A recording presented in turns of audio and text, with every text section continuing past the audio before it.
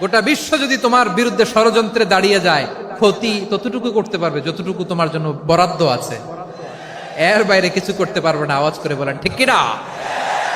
কারণ ইদা জাআ নাসরুল্লাহি ওয়াল ফাতহ, যখন আল্লাহর সাহায্য আর বিজয় আসবে, ওয়া রাআইতান নাসা ইয়াদখুলুনা ফি দীনিল্লাহি আফওয়াজা, আপনি দেখবেন দলে দলে ঢলে ঢলে বানের পানির মতো মানুষ ইসলামের দিকে ঢুকতেছে।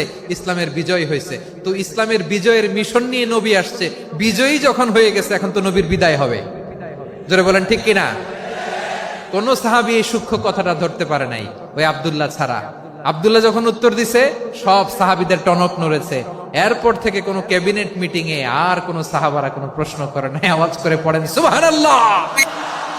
বিশ্বনবী আব্দুল্লাহ ইবনে আব্বাসকে দ্য এডুকেটর অফ দ্য উম্মাহ, উম্মার শিক্ষাবিদ হিসেবে গ্রহণ করেছেন। আওয়াজ করে পড়তে হবে আল্লাহু আকবার।